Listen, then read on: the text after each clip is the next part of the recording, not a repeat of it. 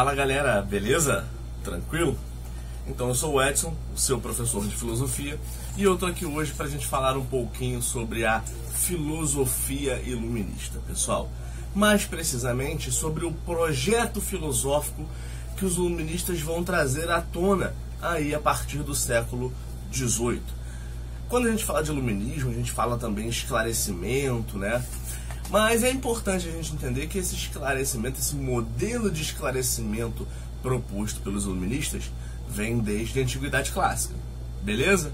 Então, para saber mais, cola comigo nesse vídeo que eu vou explicar para você durante a aula, beleza?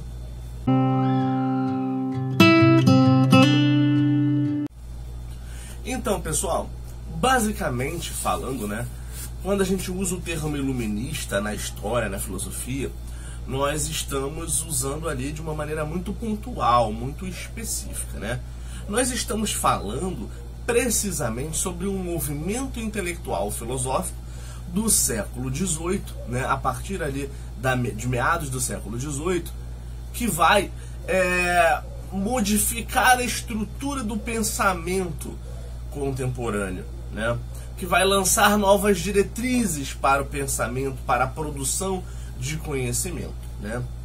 O termo, né, iluminismo, ele vem aí das iluminuras, que eram pinturas que traziam novas técnicas de iluminação naquele momento, né, naquela época, e isso fez com que essa ideia de iluminar, dar mais visibilidade, fizesse com que os iluministas chamassem o movimento de iluminismo, né?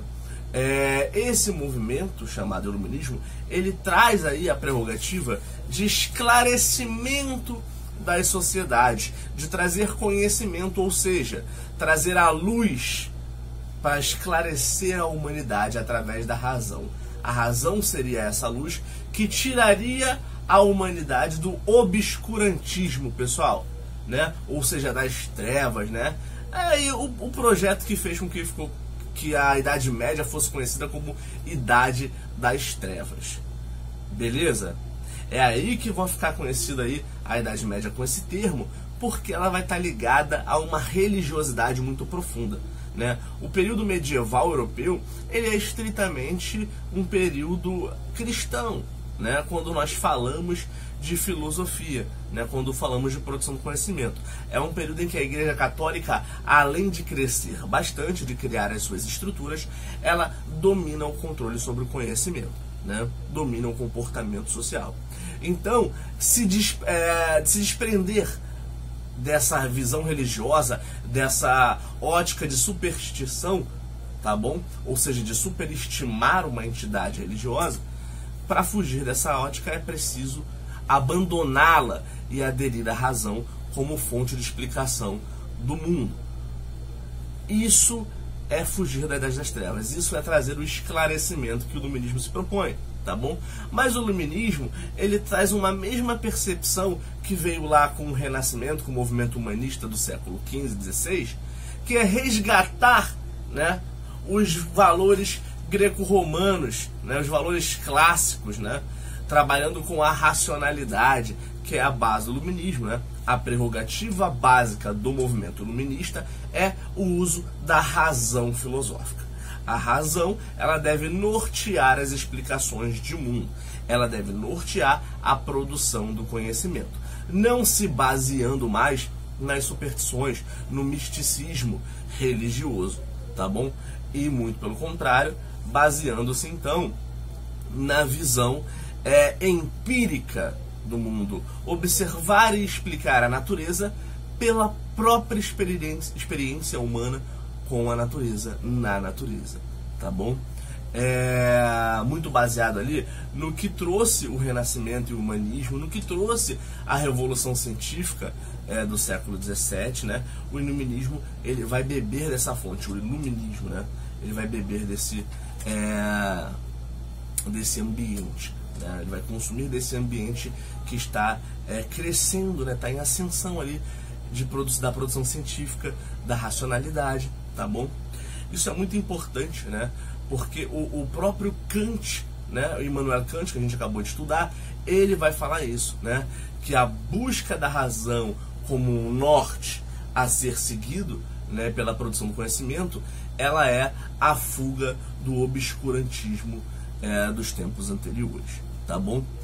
O próprio Kant determina que o movimento iluminista ele é uma quebra de paradigmas, né? Ele é uma espécie, como o próprio Kant disse, né, de atingir a maioridade do pensamento, né, da produção de conhecimento.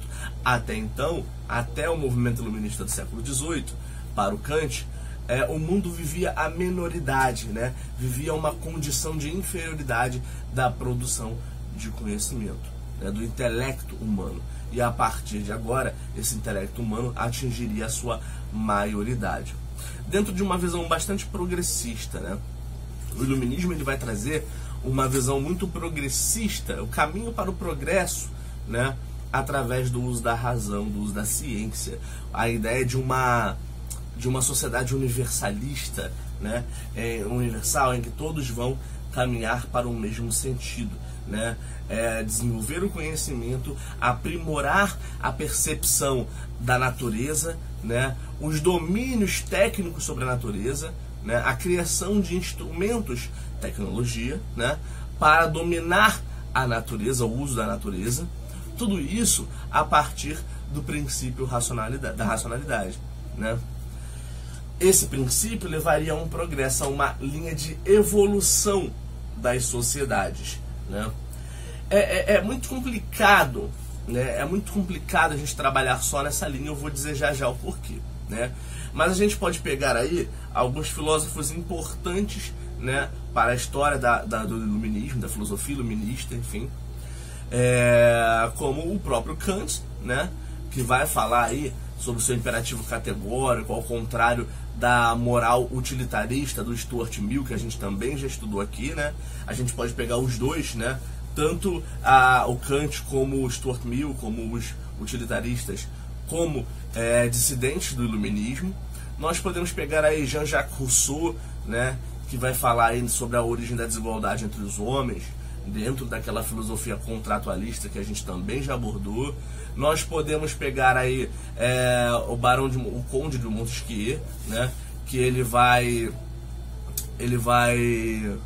falar na necessidade de tripartição dos poderes, de divisão dos poderes, para não concentrar poderes na figura de um único mandatário, né, de um único governante, a necessidade de acabar com o absolutismo, né? E a gente vai ter outras determinações, mas até mesmo o liberalismo econômico, né, ele não deixa de estar ligado aí à fonte iluminista, né, bebendo do liberalismo político.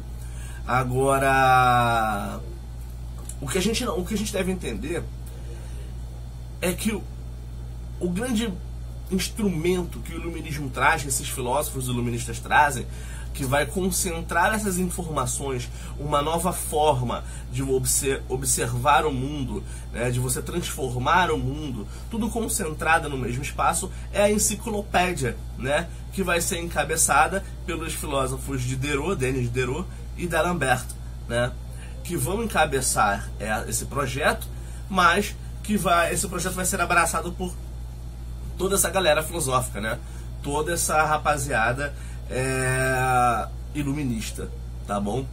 Então esse pessoal, ele vai participar escrevendo na enciclopédia. Hoje para vocês pode parecer incomum, bobo, não sei, o uso de uma enciclopédia, né? Na verdade eu acho que poucos de vocês hoje em dia usam de fato uma enciclopédia ali na sua mão, um livrinho aberto, né?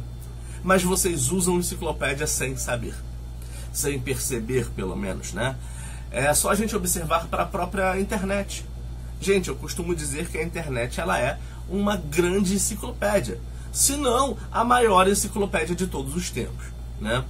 Porque para a gente chegar nesse nível de que a gente entra no computador ali, abre o computador, entra na internet, conecta-se e você tem acesso a qualquer área do conhecimento humano através de alguns cliques, né? Para a gente chegar nesse nível, além de ter que acontecer muita evolução tecnológica, científica, né, muito baseada ali nos primórdios racionais que o iluminismo falava, mas além disso, nós tivemos que ter antes a organização desses conhecimentos em outros espaços centralizados. E a enciclopédia foi isso, né? A enciclopédia foi isso. Até o século XVIII, pessoal, era muito incomum você ter livros facilmente disseminados para a população, né? Em que levasse a população ao acesso a uma gama de conhecimento muito grande, né?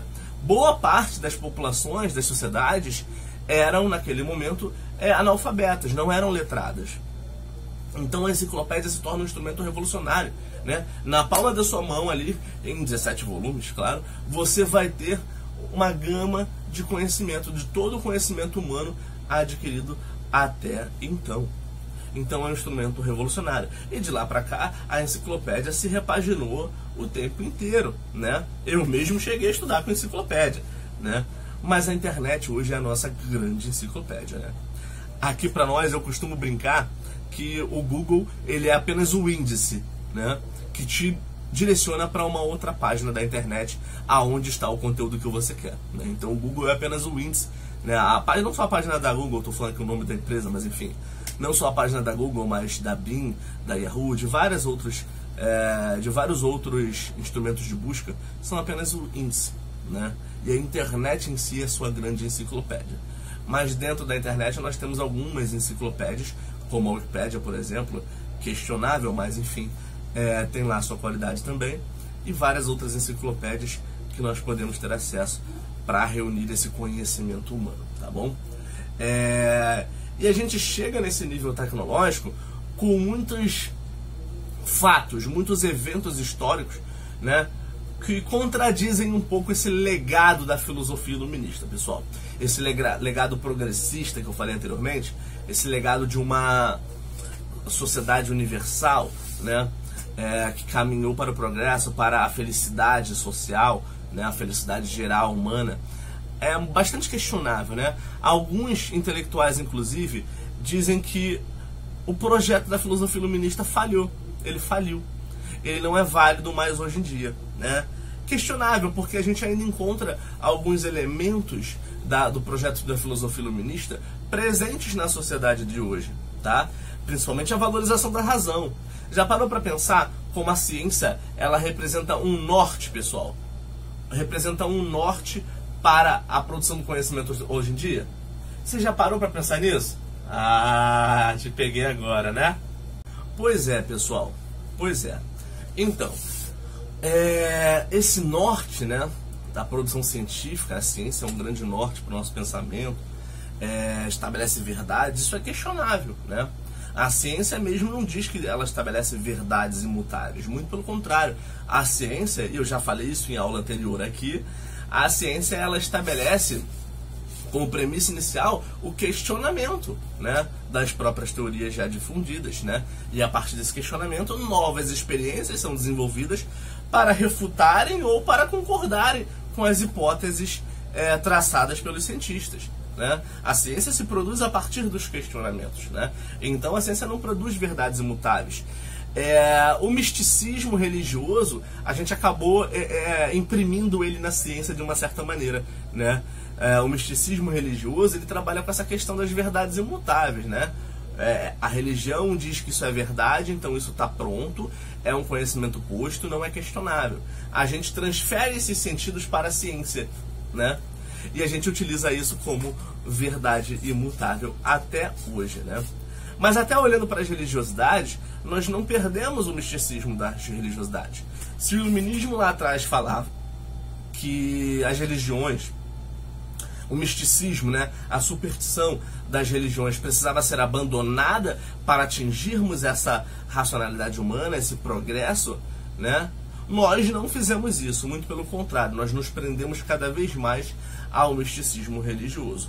Claro que não da mesma forma que era antigamente, né? Algumas crenças de tempos remotos, hoje elas já não existem mais como crenças, né? Mas são readaptadas, ou novas crenças místicas surgem nos novos tempos, né?